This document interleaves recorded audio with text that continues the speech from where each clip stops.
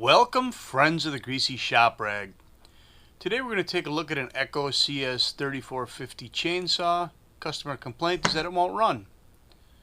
Well, we already kind of looked this thing over a little bit, and it appears as though the customer has done all the basic tune-up procedures, as in a new spark plug, a new air filter, and a new fuel filter. So it still didn't run for him. Looks like he's even got a new primer bulb in here.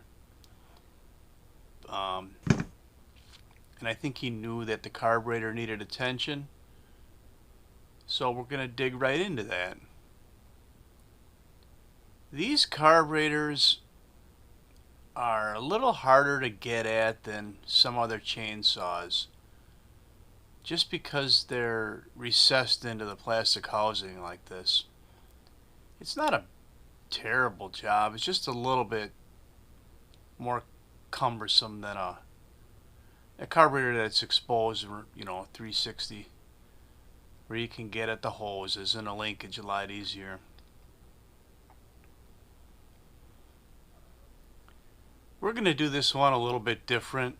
I'm just going to sit back and watch along with you, and I'll comment where appropriate.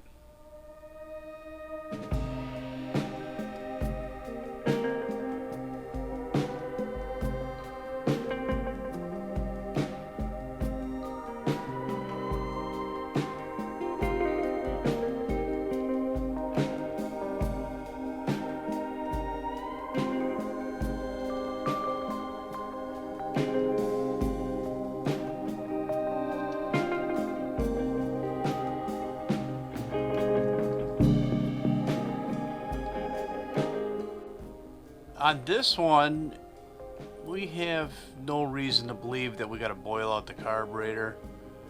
We're going to just investigate the state of the pump diaphragm and the metering diaphragm and probably replace those. Yeah, that's really stiff. Let's pop the metering diaphragm out of here.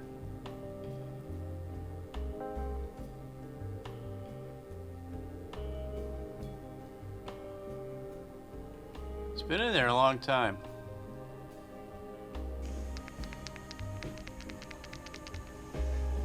Yeah, they're not supposed to click. So we're gonna freshen up this carburetor and hopefully it'll run for us. The kits come with a lot of different gaskets to choose from. I make it sound like you have a choice, but you really don't. You put the wrong one in and it's not going to run right.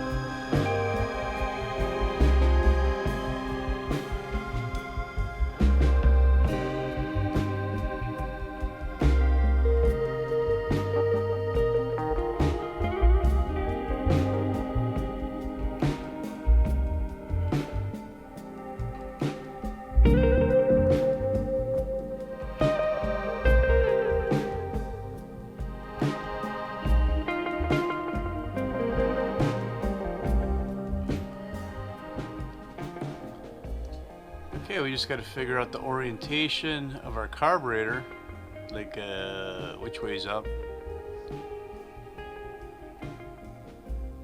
And then we're going to hook up our throttle linkage again. Kind of a clumsy job here.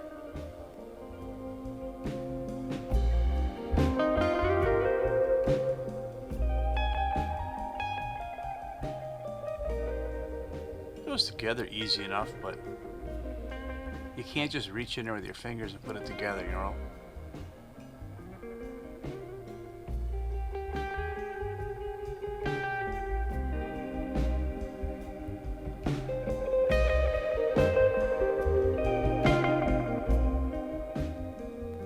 Not sure why we decided to replace this fuel hose. It looks like it's brand new. I think it was because it was really loose on the carburetor, and I'm using a hose with a smaller inside diameter.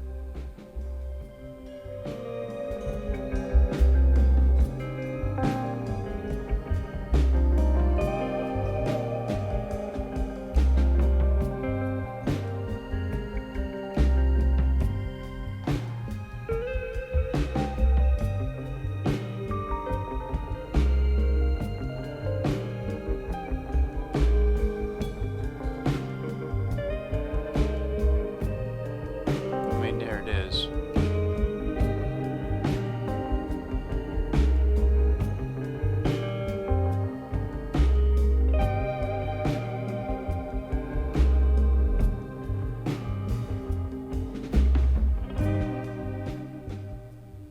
You know, it's not like working on equipment from the 60s or 70s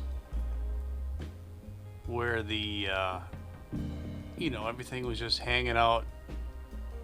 There was no thought given to compact design,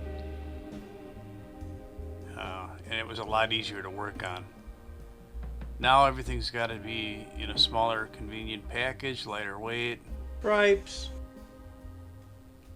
Nope, looks like we forgot a washer. We got to get that on there.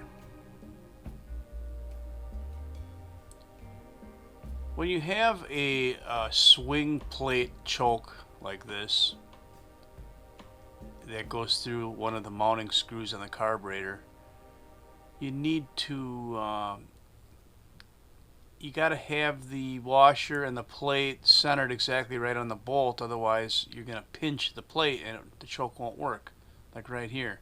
So the choke is pinched right now. We loosen up that screw, and I find that if you just move the lever back and forth, it'll eventually center itself while you're snugging up the screw. And these have the straight and cross head screws on them, so we're tightening them down with the straight blade. And then we're going to reattach our main fuel line.